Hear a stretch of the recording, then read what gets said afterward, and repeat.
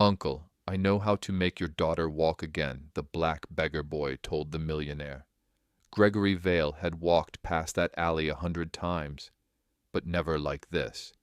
Never with the small squeak of Naomi's wheelchair wheels alongside his polished shoes.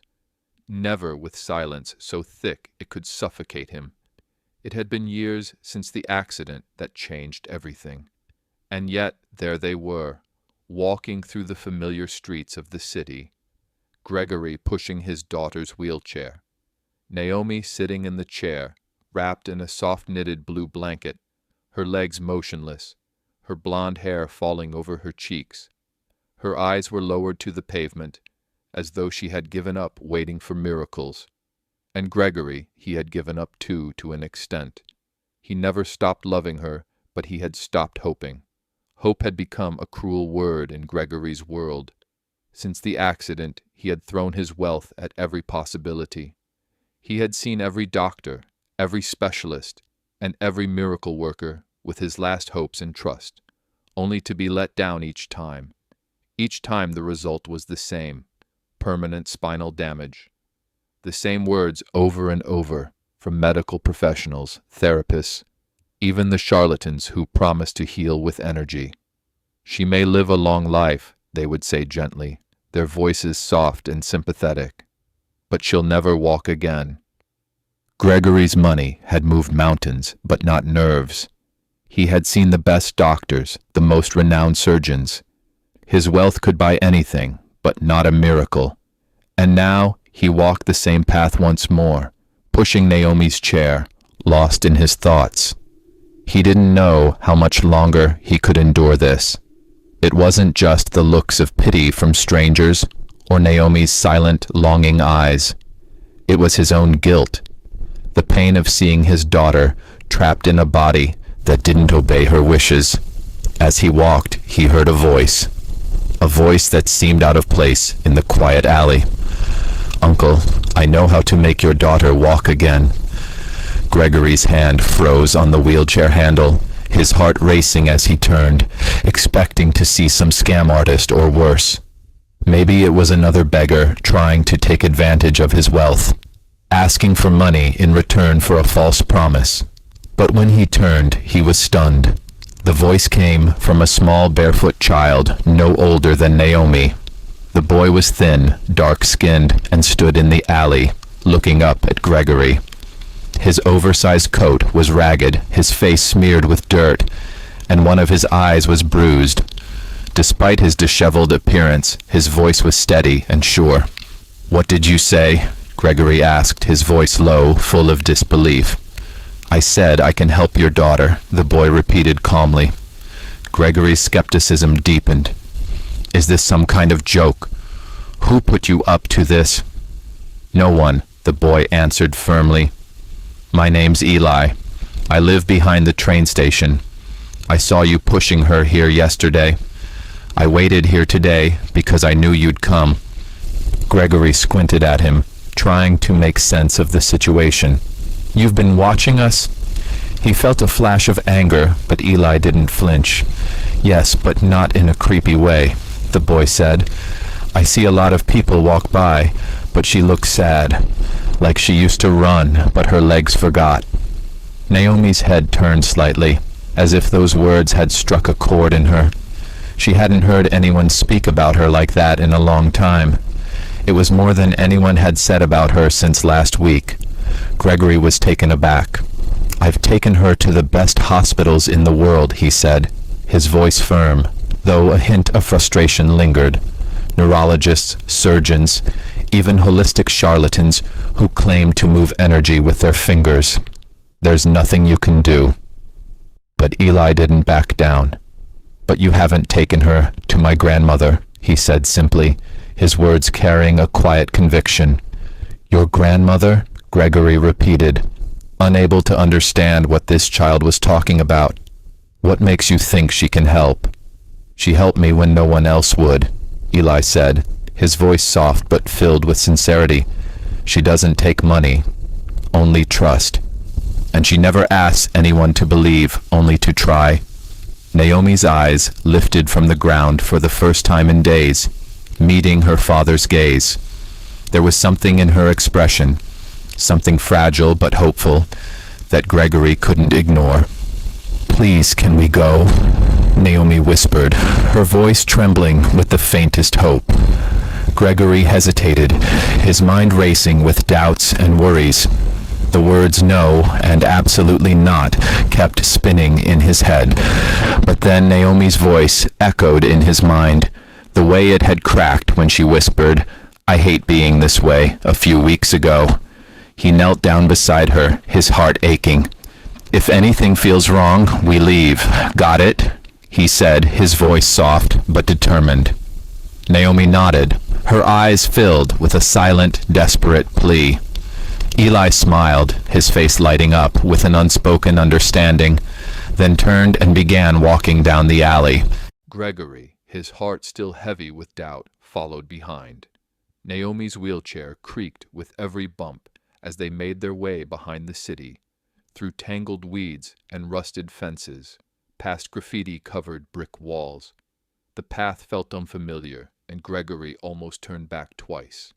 But Eli kept glancing over his shoulder, reassuring him with calm words that seemed beyond his years. "Almost there," Eli called back. At the edge of a wooded trail, Eli stopped. The trail didn't look like it led anywhere. Gregory sighed, his patience running thin. Naomi winced every time the wheelchair hit a rough patch of ground, and Gregory felt his doubts rising again. "Through here," Eli said, pointing to the overgrown path that seemed to lead into the forest. Gregory hesitated but continued to follow. "You do know that if anything happens to my daughter, there will be consequences, right?" His voice was stern, but worry still lingered in his heart. Eli, however, was unfazed. "She'll be more than fine," he assured, his voice calm and unwavering. At the end of the trail stood a small cabin, built from worn timber and covered in moss. It looked like it belonged in a fairy tale. An old woman stepped out onto the porch. Her long silver hair was braided with tiny pieces of bark and thread, and her eyes were green, striking and ageless. "I was wondering when you'd bring them," she said, her voice soft but sure. Eli nodded, and Gregory's skepticism grew stronger. But Naomi, now more alert than ever, seemed to sense something in the air. The old woman smiled gently. Eli looked at Gregory, then back at Naomi. He didn't believe, but she did. Naomi's lips curled into a small smile. The old woman knelt before her, her hands outstretched. "Child, may I touch your knees?" the woman asked softly. Naomi glanced at her father, seeking approval. Gregory, though hesitant, nodded. The woman placed her hands gently over Naomi's legs. Her eyes fluttered closed, and she began humming, a sound so soft and low, like the wind through trees. Naomi flinched. "I felt that," she whispered. Gregory stepped forward. "Felt what?" "A tingle in my toes," Naomi said, her voice trembling with wonder. The woman opened her eyes. "Her spine is not dead," she said softly, "just frozen, locked in grief. The body obeys the heart more than the brain." Gregory, still in disbelief, muttered, "That's not medical science?" The woman smiled gently. "No, it's not. But science doesn't hold your daughter's tears every night." Eli stepped forward. "Can she try standing?" he asked, his voice full of quiet determination. The woman looked at Naomi. "Only if she wants to." Naomi nodded, her heart pounding. The woman moved the wheelchair back, helping Naomi to her feet. Naomi's legs trembled beneath her, but she stood. Wobbly, like a deer taking its first steps, but she stood. Gregory's knees buckled beneath him, his eyes wide with disbelief and joy. Naomi turned to him, smiling through tears. "Daddy, I'm standing," she cried, her voice filled with hope and wonder. Gregory fell to his knees, his arms reaching for her. He held her tightly, afraid she might fall, or worse, vanish. Eli stood quietly at a distance, watching. Gregory turned to him, stunned. "Who are you?" Eli shrugged, his expression soft. Just a boy who believed someone could be whole again. Gregory stood, still kneeling beside Naomi, unable to process the miracle unfolding before him. His heart pounded in his chest as Naomi wobbled, her legs trembling beneath her, yet she was standing. Her hands gripped the sides of the wheelchair, testing her balance, as Gregory slowly stood to his feet, his legs weak beneath him. His hands were half raised, unsure whether to catch her or allow her to walk on her own. Naomi took another step, then another. Her legs were unsteady, but there was something unmistakable in her movements. She was walking. She was walking, a single step at a time. Gregory's eyes filled with tears. He couldn't believe what he was seeing. He wanted to grab her, pull her close, but something inside him stopped him. He held his breath as Naomi took one more shaky step forward before she fell. Gregory lunged forward instinctively, catching her gently before she hit the ground. "I've got you," he whispered, his voice cracking with emotion. "I've got you, sweetheart." Naomi clung to him, sobbing as Gregory held her tight, afraid she might fall again, or even worse, disappear. The miracle was happening, but Gregory wasn't sure how long it would last. Eli stood back, watching quietly, not celebrating, not even smiling. He was just there, present in the moment, as if he had seen this before. Gregory looked up at him, still stunned by what had just happened. "Who are you?" Gregory asked again, his voice shaky with disbelief. Eli simply shrugged, his expression soft. "Just a boy who believed someone could be whole again," he replied, his words full of a quiet wisdom that Gregory couldn't quite grasp. Gregory blinked, still processing. He reached into his pocket, pulling out a thick wad of cash. He handed it to Eli. "I'll pay you anything. Name your price." But Eli shook his head, his face serious. "I don't need money," he said, his voice gentle but firm. "I just needed someone to listen." As the sun began to break through the clouds, Naomi took a few more steps, each one a small victory. She was walking. Gregory watched, his heart overflowing with emotions he couldn't name. Naomi took 3 steps, then stopped, looking at her father with tears in her eyes. "Look, Daddy," she said, her voice full of awe. "I'm standing again." Gregory couldn't breathe. He reached out and pulled her into his arms, holding her close. "I've got you, Naomi, I've got you." But as he held her, something in his heart shifted.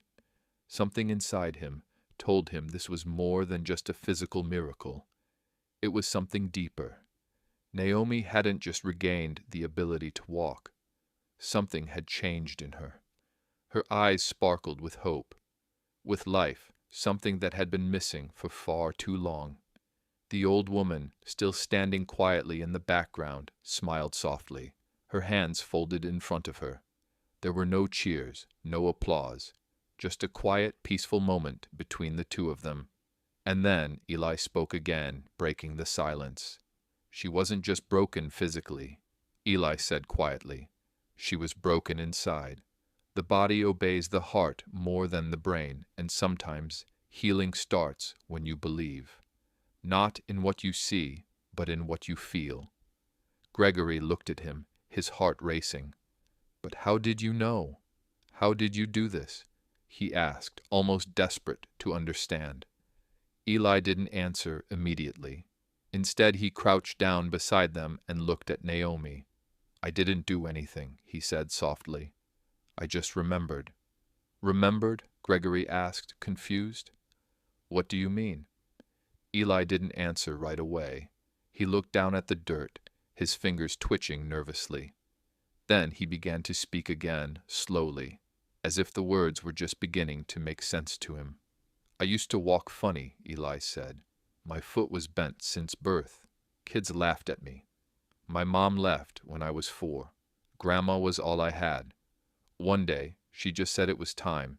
She placed her hand on my foot, whispered something in a language I don't know, and told me to stand." Gregory listened, still trying to make sense of what Eli was saying. "And did you?" Gregory asked softly. Eli nodded. I stood, and I never fell again.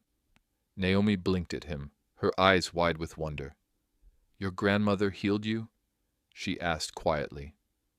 Eli smiled, but it was a sad smile.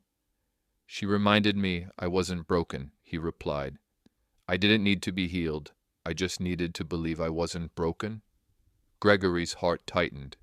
He wanted to say something, but the words wouldn't come. The sheer simplicity of it all, the way Eli spoke, the way the woman had touched Naomi, was too much for him to grasp. Healing didn't come from science. It didn't come from money or modern medicine. It came from believing that it was possible. Where is she now? Gregory asked, his voice hoarse. Eli's eyes dropped to the ground. Gone, he said quietly. She passed away a year ago. Gregory didn't know what to say. The sadness in Eli's eyes was enough to tell him everything he needed to know. I'm sorry, Gregory said, unsure how to express the sorrow he felt for this boy who had brought so much healing to his daughter. Eli wiped his nose with his sleeve, looking away. I tried to go into the system, he said softly, but I ran. They said she was a fraud, that I was making it all up. So I started helping people myself. Only the ones who asked, the ones who really believed. Gregory stood, facing Eli. I need to know, he said, kneeling down to the boy's level. How did you know? How did you know this would work? Eli looked down at the dirt, as though he were searching for the right words. I didn't know, he said softly. I just remembered what my grandma taught me. Sometimes the greatest healing comes from the people who refuse to walk away. They just stay and they listen.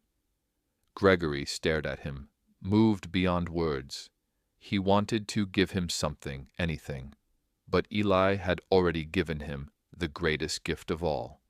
Gregory pulled a card from his coat pocket. It was creased and damp from the rain, but still readable. He handed it to Eli. If you ever need me, Gregory said, for anything, food, shelter, education, call me. My assistant will answer day or night.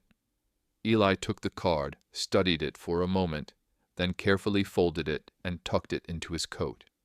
Naomi turned to him, her eyes filled with gratitude. Will I see you again? She asked, her voice barely a whisper. Eli smiled gently. If you ever forget how to believe, he said, I'll probably be nearby. Naomi smiled, limping forward and wrapping her arms around him.